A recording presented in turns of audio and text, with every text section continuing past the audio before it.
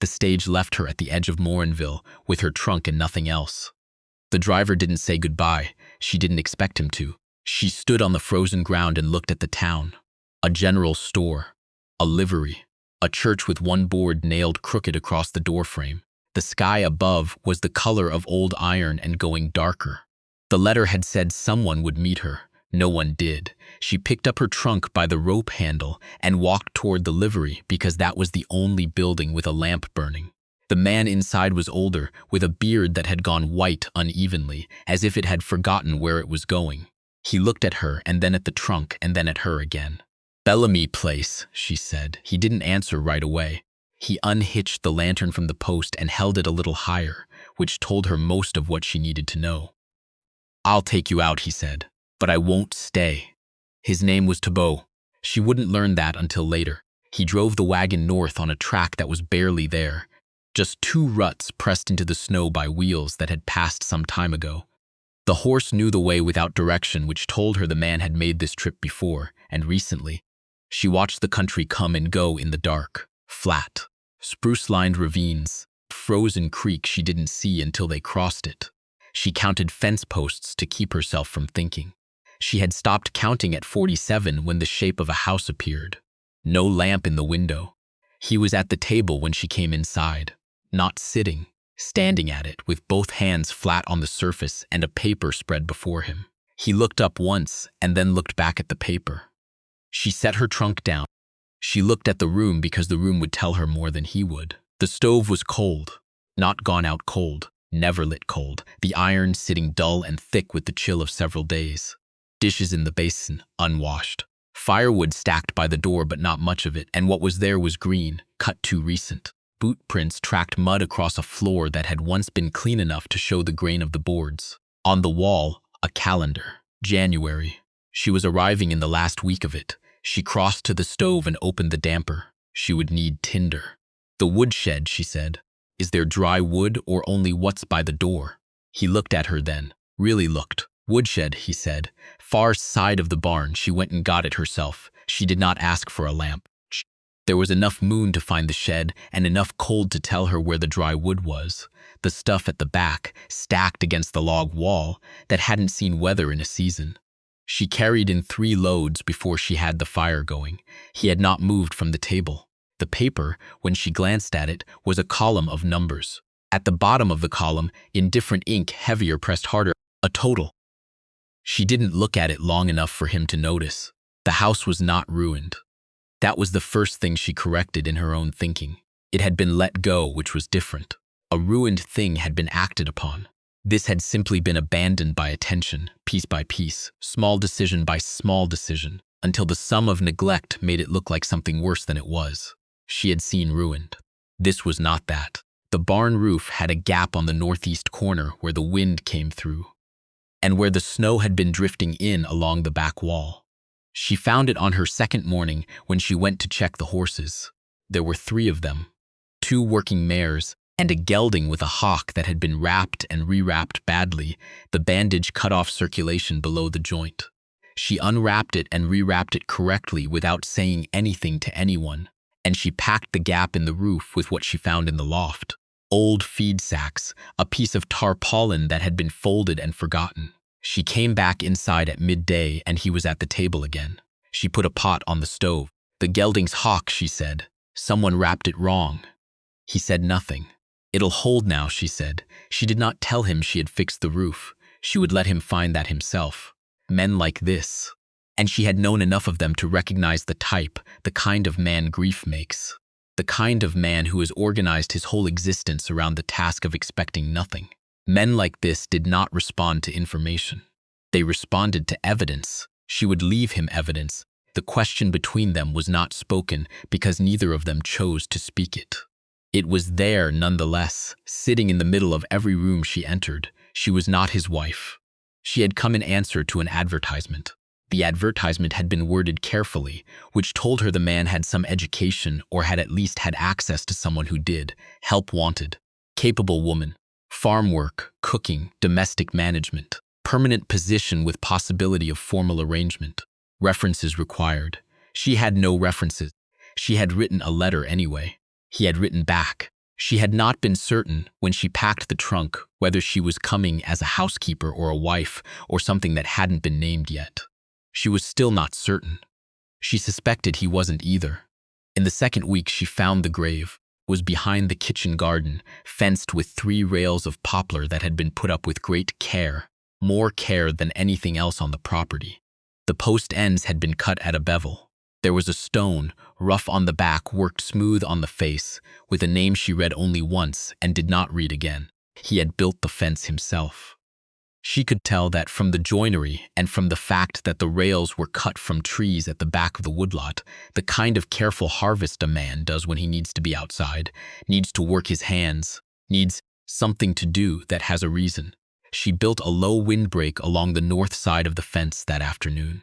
Spruce boughs wired to stakes, angled into the prevailing wind. She said nothing about it when she came in. He said nothing about it either. But that evening, for the first time, he came in from the barn before she'd begun supper. He set wood by the stove without being asked. He washed at the basin. He sat. She did not make a thing of it. Mrs. Fenwick came from town at the end of February, ostensibly to return a tart pan she had borrowed from a woman who no longer lived here. She sat at the table and drank the tea she was offered, and looked at everything she was not supposed to be looking at. "You've done well with the place," she said. She poured her own second cup before Mrs. Fenwick could reach for the pot. "It wasn't in bad shape," she said. Which was partly true. He was not. Mrs. Fenwick paused in the careful way that meant she was selecting a version of the truth. "He was having a difficult time. Most people are," she said, "one way or another." Mrs. Fenwick left before dark, the tart pan tucked under her arm. She watched the wagon until it disappeared into the tree line, and then went back to the kitchen garden to check the ground under the burlap she'd laid to protect the seedlings she'd started under glass in the mudroom window. Too early, yet, but not too early to prepare. She had learned to do this, to prepare for the season before the season gave you permission. By March, the ice on the slough south of the barn had begun to gray and sag in the afternoon. She walked the fence line with him for the first time, the outer pasture, a full 3 miles of it, checking post and wire for the damage winter left behind. He had a tool bag. She had a pair of pliers she'd found in the barn and cleaned of rust. They worked without much talk. This was, she had found, the easiest way to learn a person. Not conversation. Shared work, the way a man holds a wire, tells you about his patience. The way he moves from post to post tells you about his body, what hurts, what doesn't, what he's compensating for. His left shoulder he favored on the upswing. She had noticed it before, in the barn, in the way he reached for the highest rack.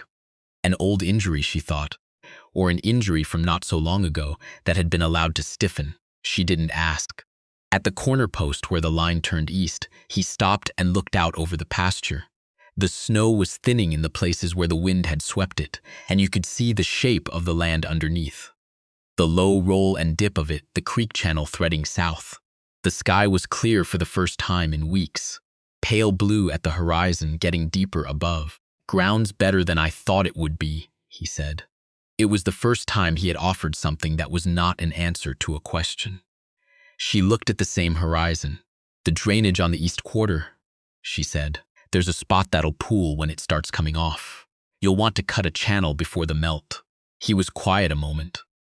"I know the spot," he said. She believed him. The calving started in the first week of April and did not stop for 3 weeks. She had assisted at calving before, once on her uncle's farm when she was 14, once at a neighbor's place, the winter she was trying not to think about. She knew the difference between a calf coming right and a calf coming wrong, and she knew the difference between a cow who needed help and a cow who needed to be left alone. He knew all this too, more than she did. What he did not have was anyone to trade a watch with, so that one of them could sleep. She took the first night and the last. He took the middle. Neither of them said this aloud. It emerged from the logistics of exhaustion and common sense. The third night, she came into the barn at 2 in the morning and found him asleep, sitting up in the straw with a newborn calf. Leaning against his leg, the calf's chin resting on his knee. She took the lantern and walked the stalls, and came back and sat down against the opposite wall. She let him sleep another hour. He woke disoriented and looked at her, and then at the calf, and then at her again. "How many did we lose?" he said. It was the first word he'd said in 18 hours. None, she said. He put his head back against the barn wall and looked at the ceiling. She watched him decide something, though she couldn't have named what it was. Come in when you're ready, she said. I'll have coffee. There was a man who came in May, a creditor from Edmonton she had not been told about.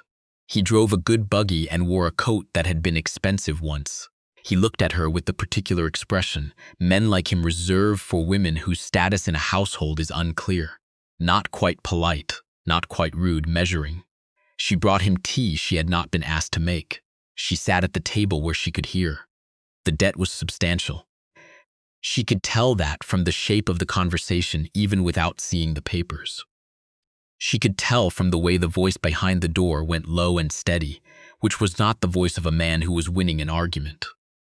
She went out to the kitchen garden and stayed there. When the buggy had gone, she came back inside. He was at the table again. The paper in front of him was not a ledger this time. It was a single sheet, handwritten. She put water on for coffee. She asked no questions. After a long time, he said, "The North Quarter." She turned from the stove. "He wants the North Quarter," he said, "in lieu of." She turned back to the stove. She poured the coffee when it was ready and set his cup in front of him. She sat across the table. "Is it the best quarter?" she said. He didn't answer immediately. "It's the most obvious one to give up," he said, which is not the same thing. "No," she said. "It isn't." He looked at her. "The South Quarter," she said, "and the Slough Land. Together, they're worth more than the North by a margin. He'd have to accept it or argue valuation, and he won't want that to go anywhere official." He was quiet. "You'd keep the North," she said, "and the creek access." She picked up her cup. She did not know if he would take the advice. She had not offered it to be thanked. She offered it because she had been watching this farm since January, and she knew which ground was worth keeping. He sent a letter to Edmonton the next morning. He did not tell her what he wrote. 3 weeks later, the creditor did not come back. She planted the kitchen garden in the second week of May. Carrots, turnips, potatoes, cabbages, and along the south-facing fence, beans, the climbing kind, sown after the last frost when the soil had warmed enough to hold them. She built up the beds with compost from the pile behind the barn, which he had not used in at least 2 years, but had apparently continued to add to out of habit or stubbornness or both. The ground was better than she had expected. She found, while she was digging, a child's boot, small. The leather dried to something like wood. She set it at the edge of the garden without making a decision about it, and she went on digging, and later when she looked up, it was gone. She did not know what that meant, and she did not try to know. There are things you walk around. By June, the farm had begun to look like what it had probably once been. The fence was right. The barn roof was tight. The gelding's hock had healed clean. The kitchen garden was 3 inches above the soil and climbing. The south pasture was carrying cattle the way good pasture does. Not crowded, not grazed down, just present, filling the view the right way. He had not asked her to stay. She had not asked to. This was the thing neither of them addressed directly. That she had arrived for a month, perhaps 2, to assess and to be assessed, and that the months had accumulated into a season, and that the season had become 2, and that the original terms of the arrangement had been quietly set aside by something neither of them had chosen to name. One afternoon in July, a neighbor came by to look at the mare he'd mentioned selling. He was a younger man, Delacroix, with a wife and 2 small children in the wagon behind him. He shook hands and looked at the mare and looked at the farm. "You've got a good setup here," Delacroix said. He glanced at her where she was working the garden along the fence. "Yes," the man said. Just that, nothing more. She kept her eyes on the garden, but she heard it. The question of what she was in this place was answered in September, not with ceremony, not with a declaration. He came in from the west field late in the afternoon, after the sun had shifted past the barn so that the shadow fell long across the yard. And he sat at the table and he looked at his hands for a moment, and then he said, "I'd like you to stay." She did not answer right away. She was at the window. The garden was going to brown at the edges the way gardens do when September comes and nothing you do changes it. The cabbages were still good. The turnips needed pulling. She had been making a list in her head of what needed doing before the ground froze. "I know," she said, "what I've done here, what I've built. I won't have it not be mine." He was quiet for a long time. "I know that too," he said. She turned from the window. His eyes were the same as they'd always been, careful, a little tired, the kind of eyes that had seen something they didn't intend to see and had been trying slowly to look at other things since. "We'd have to go to town," she said. "We would," he said. She looked back out the window at the long shadow on the yard, at the fence she had fixed and the roof she had sealed, and the garden she had planted, and the ground that had proved to be better than anyone had expected. "After the turnips," she said. He almost smiled. After the turnips, he said. She had not come to the Alberta prairie expecting anything. She had been, if she was honest with herself, expecting not to survive it, not physically, but in the way she had been not surviving things for 2 years, wearing herself thin against grief and practicality and the daily requirement of continuing. What she had not expected was that the act of fixing things could fix something in her. The barn roof, the gelding's hock, the soil, the fence line, the kitchen garden, each thing she set right made a small claim on the future. Not her own, not exactly, just the future in general. The proposition that things continued. The country out here did not care about her. The wind did not care. The frost did not care. The soil was indifferent and the winters were long, and the distances between one place and another were significant in a way that people from other places did not understand until they stood in the middle of it. But the soil would grow what you put into it if you put the right thing in. She had learned to trust that. The turnips came up hard and round the last week of September, better than she'd expected. She pulled them herself in the morning, before he was up. She stacked them in the root cellar, in clean straw, the way her mother had shown her, the way her mother's mother had shown her mother. She stood in the cold dark of the cellar for a moment after. Then she came upstairs and put the kettle on and went to the window and looked at the garden that was hers now. Or would be, when they drove to town, which they would do. Today, because the turnips were pulled and there was nothing left, she had been waiting on. The sun was coming up flat and wide over the eastern field. The frost on the grass caught it and held it. She had seen a great many mornings by then. This one she thought she might keep.